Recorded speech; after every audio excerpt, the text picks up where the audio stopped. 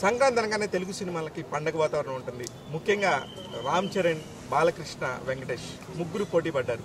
ఈ ముగ్గురులో ఎవరి సినిమా బాగుండింది, ఎవరి సినిమా నెంబర్ 1గా నిలిచింది అంటే ఖచ్చితంగా మనం చెప్పొచ్చు ఈ సంవత్సరం సంక్రాంతికి Daaku Maharaj is the number 1 film. ఎందుకంటే దానిలో పర్ఫెక్ట్ ఎమోషన్స్ ప్యూర్గా ఉండనే బాలకృష్ణ ఏజ్కి తగ్గట్టుగా తన కలేజాకి తగ్గట్టుగా ఎక్కడ తగ్గకుండా బాబీ కొల్లి దర్శకత్వంలో వహించిన డాకు మహారాజ్ సినిమా నెంబర్ 1 నిలిచింది. ఎందుకు కారణం ఏంటంటే ఎక్కడ కూడా తను తప్పలేదు. ఒక screen play, best screen play, ఎక్కడ ఒక ఇది కొంచెం బాగాలేదే, ఇక్కడ కొంచెం ఎడ్జి కరెక్ట్గా లేదే అనిపించేది లేకుండా ఒక ఫ్లాలెస్ స్క్రీన్ ప్లే అంటే మాత్రం ఖచ్చితంగా డాకు మహారాజ్ సినిమా అని చెప్పాలి. అందుకే ఈ ఏడాది సంక్రాంతికి వచ్చిన సినిమాల్లో బాలకృష్ణ నెంబర్ 1 అని చెప్తున్నాను.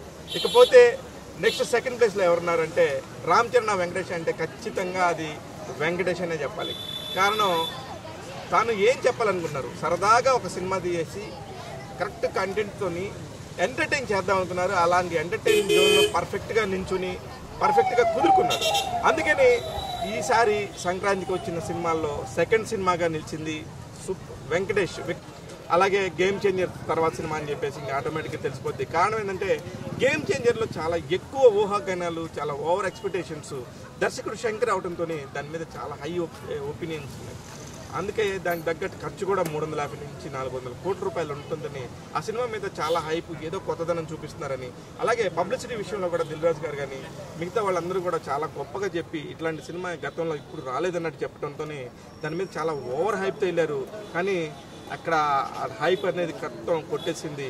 అందువల్ల ఆ సినిమాని థర్డ్ ప్లేస్లో పెట్టాల్సి వస్తుంది.